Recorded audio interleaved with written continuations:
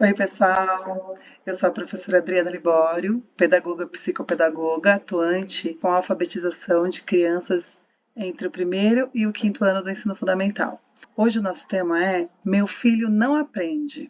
Como lidar com essa situação e como ajudar o meu filho a superar as dificuldades no aprendizado? Vem comigo que eu vou te ajudar.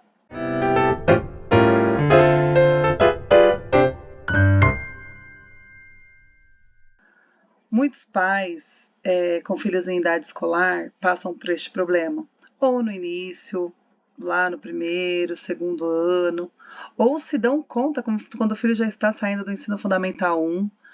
Então, se o seu filho é pequeno e quanto antes você identificar a dificuldade dele, melhor vai ser para que você possa auxiliá-lo da melhor forma, da forma mais efetiva, para que ele possa efetivamente ter o sucesso escolar tão esperado para os pais e para eles mesmos. A primeira coisa que os pais devem fazer assim que identificaram a dificuldade é conversar com a professora.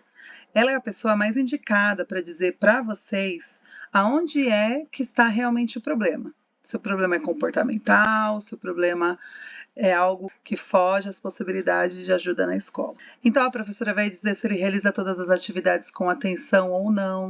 Você mesmo pode verificar se eles já estão fazendo os deveres de casa, se eles fazem os deveres de casa de forma adequada. Muitas vezes, os deveres de casa são colocados em segundo plano e quando se verifica a dificuldade do aprendizado, muitas vezes se dá devido à não realização dos deveres de casa. O dever de casa é importantíssimo para que seja trabalhado, reforçado aquilo que foi trabalhado em sala de aula. Então, a professora vai verificar algumas coisas. A criança ela faz os deveres de casa diariamente, a criança é auxiliada nos deveres de casa diariamente. Ela dirá para você, pai ou mãe que está preocupado, se há necessidade do acompanhamento ou não de vocês na realização dos deveres de casa. De antemão, eu já digo que pelo menos até o final do segundo ano, começo do terceiro ano, é necessário o acompanhamento efetivo junto à criança para verificação se está tudo certo, porque ela se sente um pouco insegura.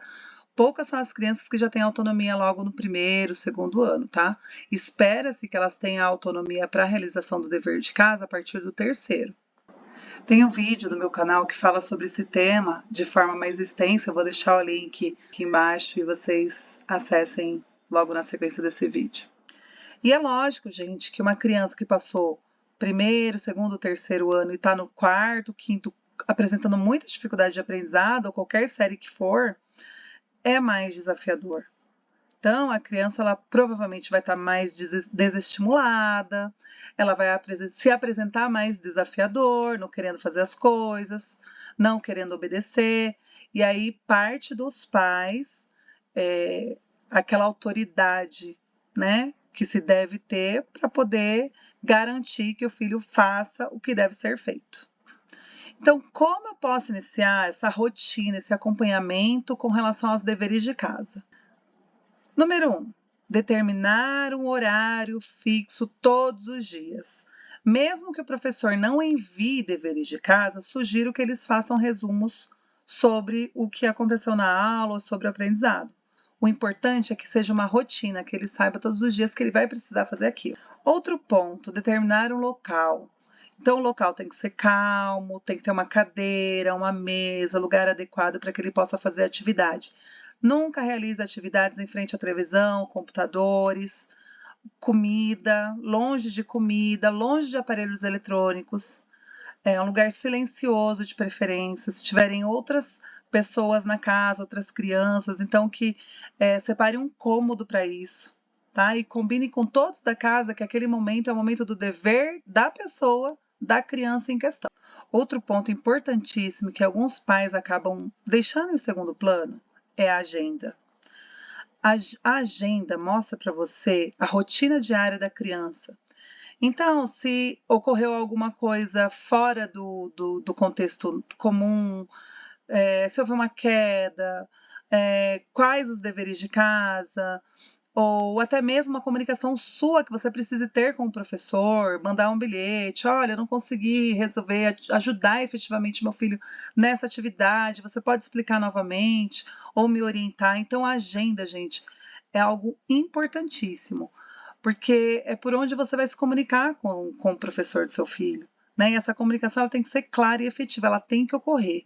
Então, a agenda deve ser vistada diariamente, deve ser verificado todos os dias se o próprio professor está olhando, porque é importante que o professor também olhe diariamente a agenda para que essa comunicação ocorra, tá? Nem que for para dar um visto, coloca um Vzinho lá, a data que você olhou, para demonstrar que você está olhando a agenda, né?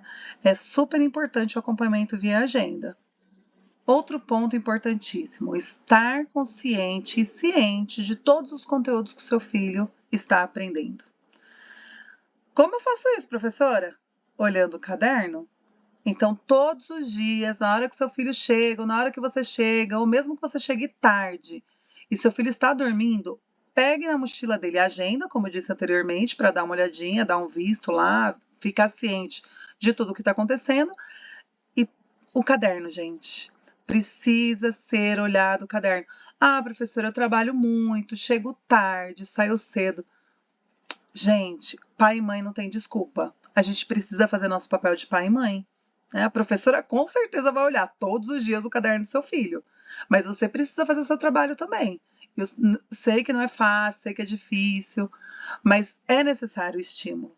Então, você deve olhar o caderno do teu filho, folhear, verificar, estar ciente se ele está ou não realizando as atividades, se tem atividade incompleta, verificar o que ele está aprendendo.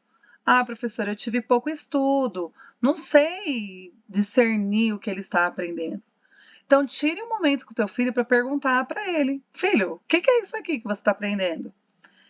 Isso pode parecer bobagem, mas é um estímulo enorme, porque o seu filho vai verificar em você a importância que você dá para a escola.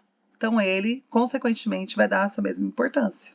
Geralmente, as dificuldades de aprendizado se dão porque não se tem essa importância, não se dá a devida importância para a escola.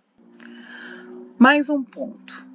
Cobrar resumos diários das crianças a partir do 3º ano.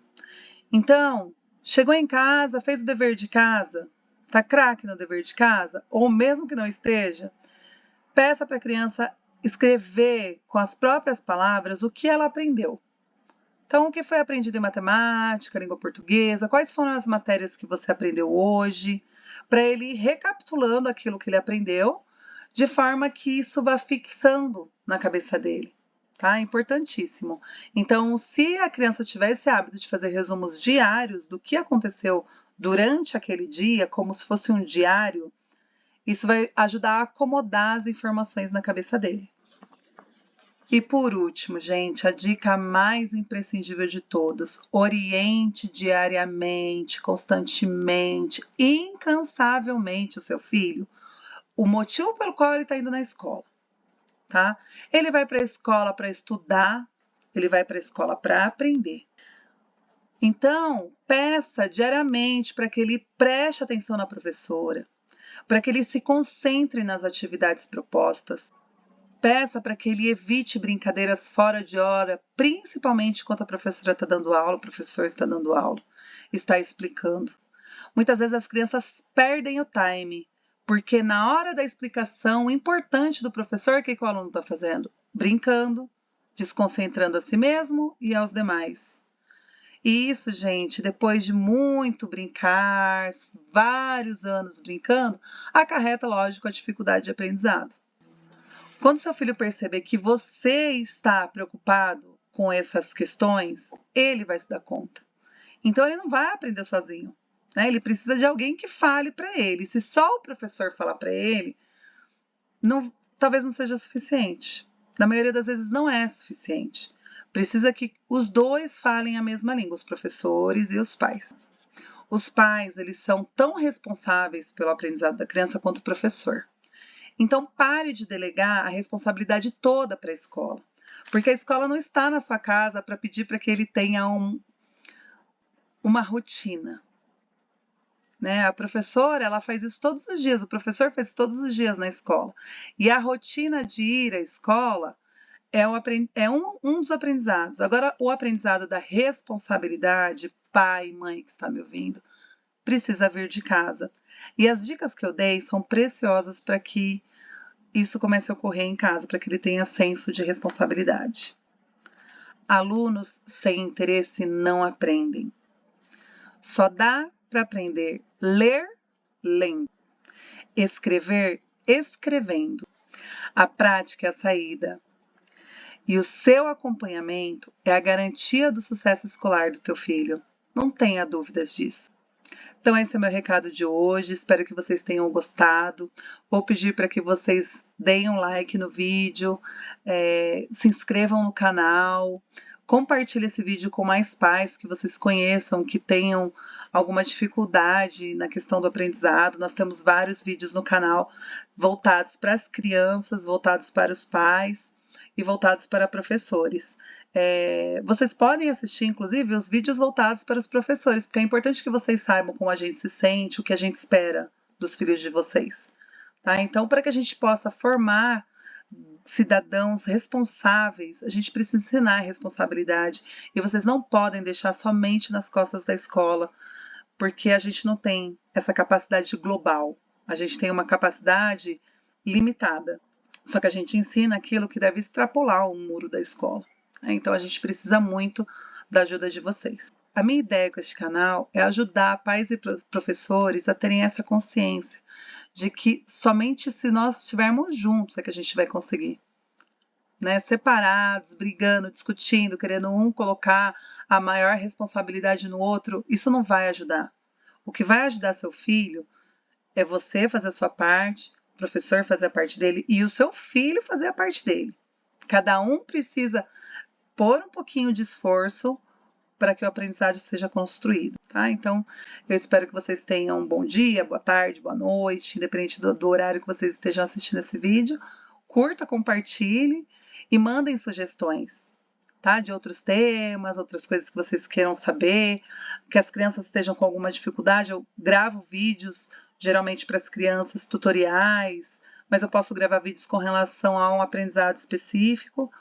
Então, mande sugestões, tá? Meu intuito aqui é de ajudar, auxiliar e tirar um pouquinho dessa angústia que a gente tem de querer, às vezes, ser perfeito. A gente não é perfeito, mas de melhorar um pouquinho aí, que a gente tenha um pouquinho mais de qualidade no relacionamento entre pais, crianças e professores, tá bom? Um beijo, fiquem com Deus.